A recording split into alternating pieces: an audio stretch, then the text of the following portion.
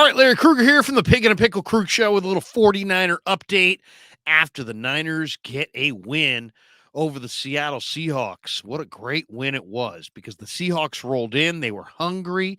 And of course, we're going to talk about it all next. We're brought to you by Pig and a Pickle, the best barbecue in all of Northern California. Check them out in Emeryville and Corte Madera. They're open 7 days a week in both spots from 11 a.m. till 8 p.m. or until they run out. Pig and a Pickle, the best barbecue in all of Northern California. And this video is brought to you by Underdog Fantasy. Check that link in the description and make sure you use the promo code KRUG, K-R-U-E-G, and they'll match you up to your first $100. In the Monday night action on Underdog Fantasy, I'm going Devin Achane of the Miami Dolphins higher than half a rushing or receiving touchdown. Tyreek Hill higher than 105.5 receiving yards. Saquon Barkley higher than a half a rushing or receiving touchdown.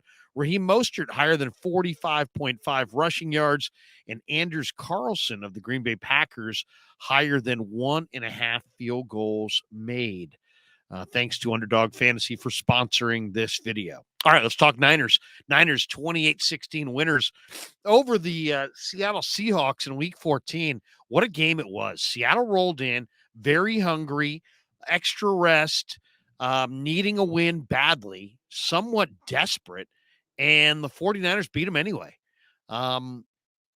Seattle took the early 10-7 lead at the end of the first quarter, but the Niners scored a touchdown in the second quarter, a touchdown in the third quarter, and a touchdown in the fourth quarter, and they wound up scoring 28 points and winning 28-16. Now, who were the stars in this game? Well, Brock Purdy was outstanding. He threw for a career-high 368 yards, 70% completion for Brock, 2 touchdowns, 1 pick. What I loved in this game was the way he moved within the pocket. I thought he moved within the pocket absolutely outstandingly. Maybe the best play he had was when he moved from his right to his left in the beginning of I think it was the third quarter, and he found Ayuk 45 yards down the field. I thought that was maybe his best play. But Brock Purdy was outstanding. He had the one miscommunication on the ball to Ayuk that resulted in an interception. Other than that, it was a near flawless performance from Purdy. Now, the Niners ran it outstandingly, over 7 yards a carry. McCaffrey went for 145 on the ground, 9.1 yards a carry for Christian McCaffrey. He was great. Debo continues to be great. Niners had 200-yard receivers. Debo, 7 catches for 149 yards and a touchdown. Just the power that Debo runs with after the catch is just so impressive. He's playing outstanding ball right now. Brandon Ayuk, 6 catches for 126 yards. He was great. George Kittle had a touchdown on a play where he was held. 3 catches for 76 yards and that touchdown for Kittle. So the 49ers really, all of their weapons came to play tonight. And then on defense, without Eric Armstead, man, the defensive line really was strong. What I really liked was that there were times in key passing downs where the Niners went to a 3 defensive end alignment. And I was talking to Chase Young in the locker room about it. And, it's like they used Chase inside with Bosa outside. I asked him if he'd ever done that with Bosa at Ohio State, and he said no, that they never actually run inside and outside at the same time. So you had Chase. Niners basically took an alignment where they put Gregory and Bosa on the outside, and they put Hargrave and Chase Young on the inside, and they just came at Drew Lock with all 4 of their best pass rushers. With Eric Armstead out, it was a good alignment. Even when they didn't get home, they almost got home. The Niners pass rush in the second half came to play. They had 4 sacks and 5 hits on the quarterback. I believe all of those were in the second half. The other thing that was impressive up front is Javon Kinlaw. Kinlaw is just playing with a renewed energy and enthusiasm and great knee bend. He's healthy. He had 3 tackles. He had a half sack. He had a tackle for a loss. He was very active. Kinlaw is a good dude and really having his best year as a pro. So overall, really good effort. Fred Warner led the Niners in tackles with 8. Dre Greenlaw was very effective in this game as well. He had 4 tackles. And then the young defensive backs most notably Jair Brown. Jair Brown was really good in this game. He had one interception. He nearly had two. So he was really strong. I also thought Isaiah Oliver, who, was kind of thrust into action because of the groin injury to Mooney Ward, and Oliver played outstanding. He had 7 tackles, 6 solo. The one thing about Isaiah Oliver, he understands down and distance. And what I mean by that is he always knows where the sticks are. So he plays under control and he knows how to get off the field on third down.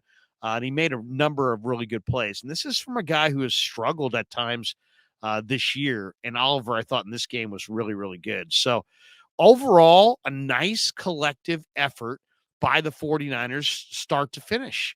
It was really a good effort. They got a nice win in the division. They wind up sweeping Seattle on the year.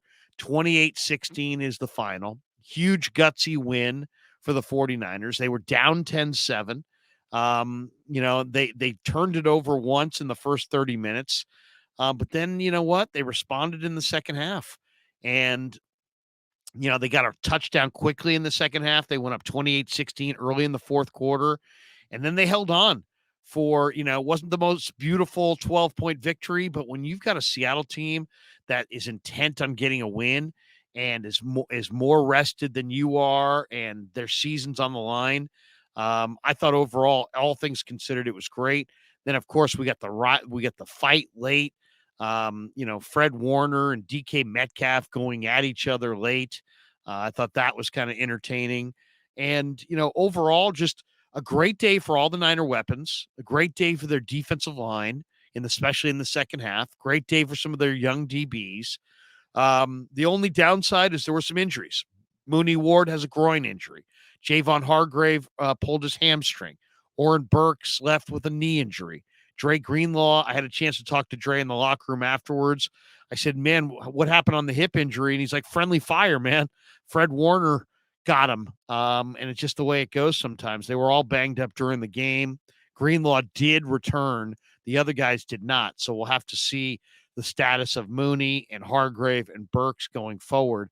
So the Niners did, suffer some injuries in this game. I don't know that any of them are super serious as far as season enders, but we'll see what their status is for the Cardinals next week. And then Brandon Ayuk. I mean, how do we not talk about Ayuk? He's had a great season. He's got a career high 1,053 receiving yards. Last year, he had 1,015 yards on 78 catches. This year, he surpassed that mark with just 56 catches. And he also has 4 games to go. So what a fourth year. I don't want to say bounce back, but, career high performance from Ayuk in his 4th year. Really nice from the former first-round pick. And then Brock Purdy, if you think Brock Purdy should be the MVP, this game didn't change that at all. Purdy attacked downfield relentlessly and had one of the best statistical games of his entire NFL career. So really good win for the 49ers. They somehow got a win up front without Eric Armstead. He was ruled out Friday. And so that meant that Hargrave left the game in the second half with that hamstring. And so that meant the Niners' backup D-line really had to step up. And Kevin Givens came up with a couple of really good run stops. Kinlaw, as I said, posted a half a sack. And he's now got 2.5 on the year. He also had 3 total tackles. So those guys really stepped up. So that was one side in this thing. The 49ers get the win there. But then they go home and watch the game on TV, and Dallas knocks off Philly 33-13.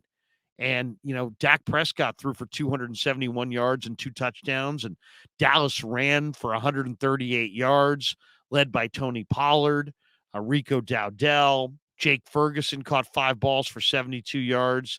CeeDee Lamb got in the end zone. Michael Gallup got in the end zone. And, you got to credit Dallas. They were strong in this game, and they beat Philadelphia. So Philly's now lost a couple in a row. And the Niners take over the number 1 seed in the NFC.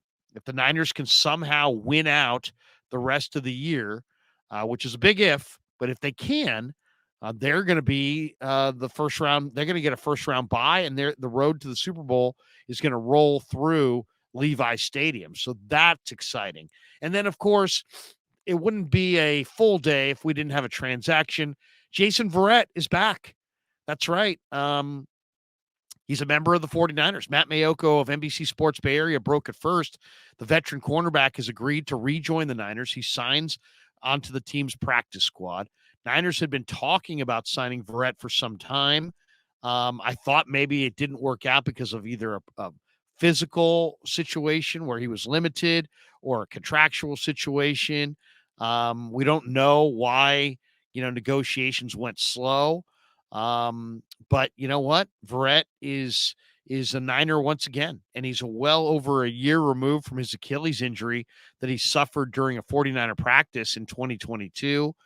The injury halted his comeback from the ACL injury that he sustained in week 1 of the 21 season. I mean, that's really been the story. Injuries have plagued Jason Verrett's entire NFL career. His only healthy season was 2015, his second year in the league. And then 2020, his second season with the 49ers.